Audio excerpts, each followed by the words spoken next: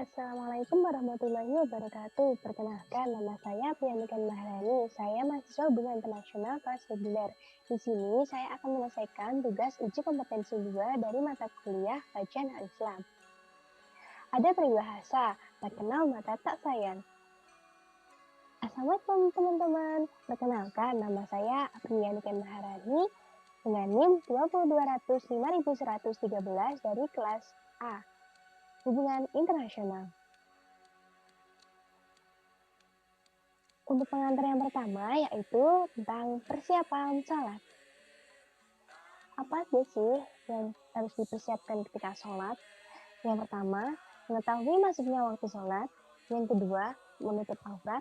Yang ketiga, suci badan, pakaian, dan tempat sholat dari najis.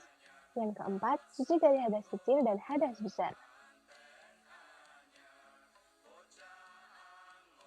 Apa sih makna atau arti sholat? Sholat secara bahasa adalah doa. Secara istilah, salat diartikan sebagai ibadah yang terdiri dari ucapan dan perbuatan khusus yang diawali dengan takbir dan diakhiri dengan salam. Apa aja sih keutamaan dari sholat? Yang pertama, sholat dapat mencegah perbuatan keji dan mungkar. Yang kedua, sholat dapat menghapus dosa. Yang ketiga, sholat menjadi sebab utama masuk surga. Lalu bagaimana sih kedudukan sholat itu? Sholat adalah tiang agama. Sholat adalah ibadah yang pertama kali akan dihisab oleh Allah di akhirat kelak. Dan sholat adalah parameter amal seseorang. Masuk ke materi, asal-usul bacaan sholat itu dari mana ya? Yang pertama, berdiri tegak menghadap kiblat. Posisi sikap sempurna, kaki membuka, segenggam, dan tangan lurus ke bawah. Dengan niat, dalil nakli, riwayat Bukhari Muslim. Apa sih perbedaan mazhab dan niat? Menurut para pengikut mazhab Syafi'i atau Syafi'iyah yang pengikut mazhab Ahmad Hanabilah bahwa melafalkan niat dalam sholat hukumnya sunnah. Yang kedua, menurut mazhab Imam Malik atau Malikiyah dan pengikut Imam Abu Hanifah Hanafiyah tidak disyariatkan. Yang ketiga, menurut Muhammadiyah bahwa niat cukup dalam hati dan tidak dilafalkan. Yang pertama, takbiratul ihram. Tata cara takbiratul ihram bisa dilihat di sini ya. Ini video dari takbiratul ihram.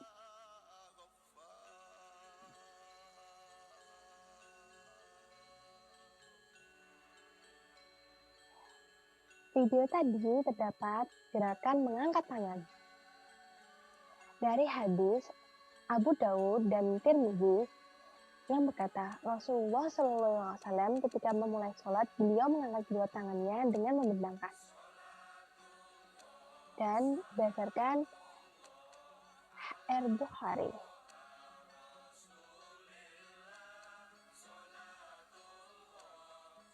Selanjutnya, gerakan bersedekap. Berdasarkan riwayat Abu Daud 727 disahihkan Al-Albani dalam Sahih Abi Daud. Setelah itu, beliau meletakkan tangan kanannya di atas punggung tangan kiri, atau di atas pergelangan tangan, atau di atas lengan. Yang kedua, berdasarkan riwayat An-Nasai 886, Al-Baihaqi 228 disahihkan Al-Albani dalam Sahih An-Nisai. Aku melihat Nabi SAW berdiri dalam sholat beliau, melingkari tangan kirinya dengan tangan kanannya. Yang ketiga, berdasarkan Abu Daud 799, Al-Baihaqi 438, At-TH Tabrani dalam Mu'jam Al-Kabir 3322. Yang kedua, doa iftitah.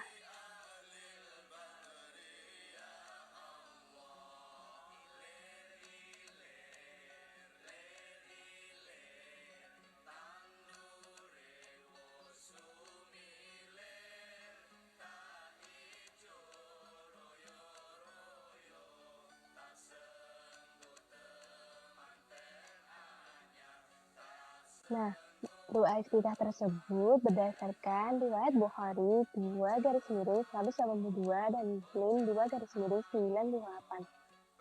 Yang artinya, ya Allah, jauhkanlah antara aku dan kesalahanku, sebagaimana Engkau telah menjauhkan antara timur dan barat. Ya Allah, sucikanlah kesalahanku, sebagaimana pakaian yang putih disucikan dari kotoran. Ya Allah, sucilah kesalahanku dengan air salju dan air dingin. Doa ini biasa dibaca Rasulullah Shallallahu Alaihi Wasallam dalam sholat fardu. Doa ini adalah doa yang paling sahih di antara doa iftitah lainnya, sebagaimana dikatakan oleh Ibnu Hajar dan Fathul Bari. Selanjutnya, yang ketiga adalah surat Al-Fatihah. Al-Fatihah wajib dibaca pada setiap rakaat, berdasarkan penjelasan Abu Hurairah radhiyallahu anhu. Dalam setiap rakaat ada bacaan Al-Fatihah, bacaan yang diperdengarkan Rasulullah SAW pada kami.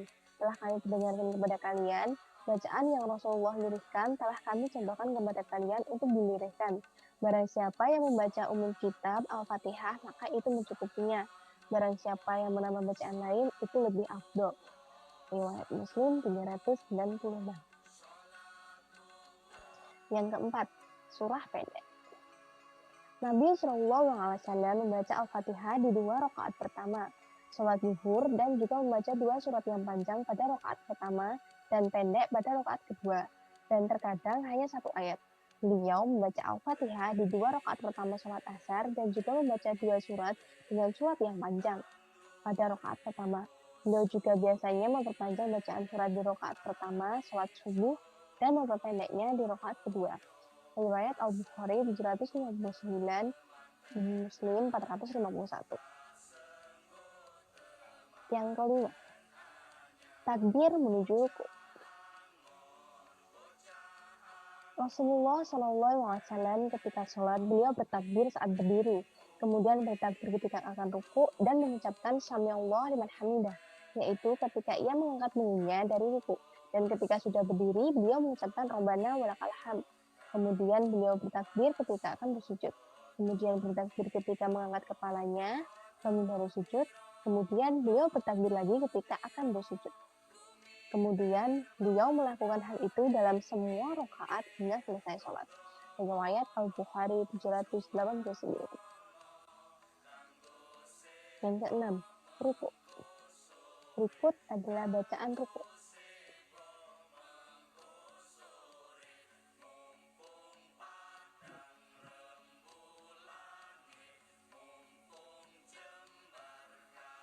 Berdasarkan riwayat Bukhari nomor 817 dan Muslim nomor 424, Nabi Shallallahu Alaihi Wasallam memperbanyak membaca ketika ruku dan sujud bacaan Subhanakallahumma Rabbana wa bihamdika Allahumma firli, yang artinya Maha suci Engkau ya Allah, Rabb kami, pujian untukmu, ampunilah aku. Beliau menerangkan maksud dari ayat Al-Quran dengan bacaan tersebut. Selanjutnya nomor 7, i'tidal. Berikut adalah bacaan dan gerakan i'tidal.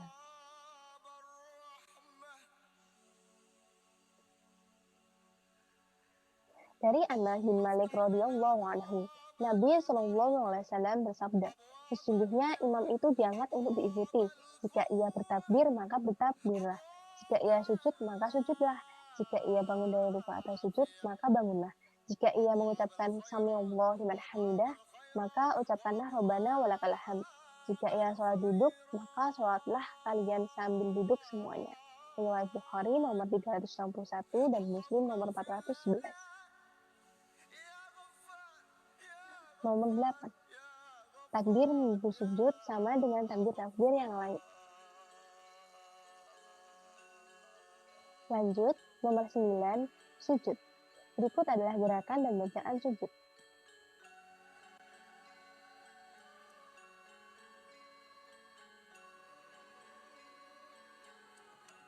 Subhanakallahumma Rabbana wa bihamdika Allahumma ghfirli. Artinya, Maha suci Engkau ya Allah, Rabb kami, pujian untukmu, ampunilah aku. Berdasarkan riwayat Bukhari nomor 817 dan Muslim nomor 484. Yang ke-10, takbir menuju duduk iftiros itu sama dengan takbir-takbir yang lain. Yang ke-11, duduk iftiros. Duduk iftiros adalah duduk di antara dua sujud. Berikut adalah gerakan dan bacaannya.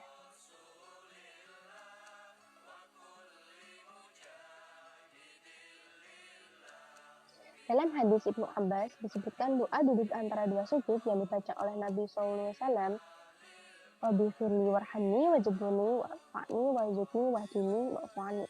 Ya Allah, amillah aku, rahmatilah aku, perbaikanlah keadaanku, tinggikanlah derajatku, berilah rezeki dan petunjuk untukku. Riwayat Ahmad 1371, Syekh Shuaib Al-Anam mengatakan bahwa hadisnya hasan. Yang 12 adalah takbir menuju sujud, sama dengan takbir-takbir yang lain. 13. Sujud yang kedua sama saja dengan sujud yang pertama. 14. Takbir menuju duduk tasyahud awal, sama dengan takbir-takbir yang lain. Lalu, apa sih duduk tasyahud awal, duduk tasyahud akhir, dan salam? Berasal dari mana bacaan tersebut?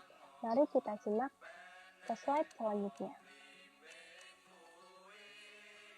Yang ke-15, duduk tasyahud awal.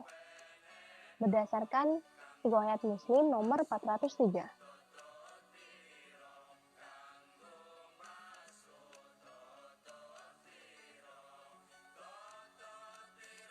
Bacaannya sebagai berikut.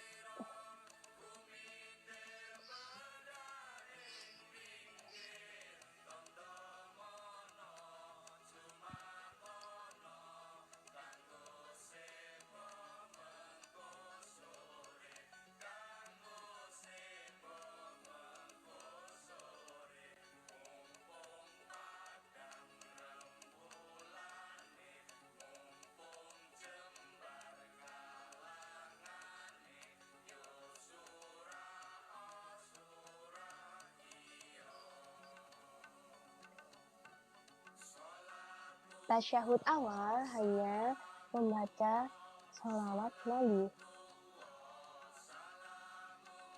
Berdasarkan riwayat Bukhari nomor 4797 dan Muslim nomor 406 dari Ka'ab bin Ujrah.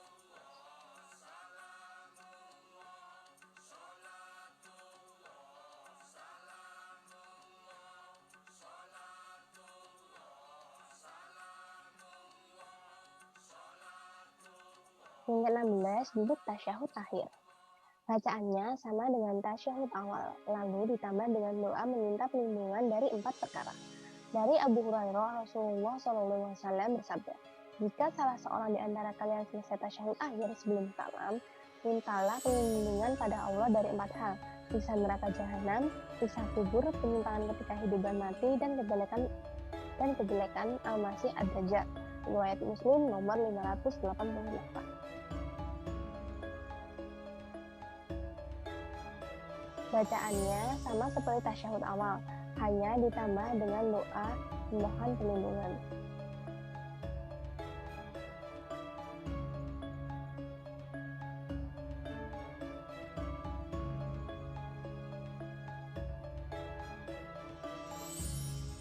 Allahumma inni a'udzubika min adzabi jahannam wa min adzabil qabri wa min fitnatil mahya wal mamat wa min syarri fitnatil masiihid dajjal. Ya Allah, aku meminta perlindungan kepadamu dari siksa kubur, siksa neraka, penyimpangan ketika hidup dan mati, dan kejelekan Al-Masih Ad-Dajjal. Riwayat Muslim nomor 588. Yang ke-18 adalah salam. Berikut adalah bacaan menggerakkan salam.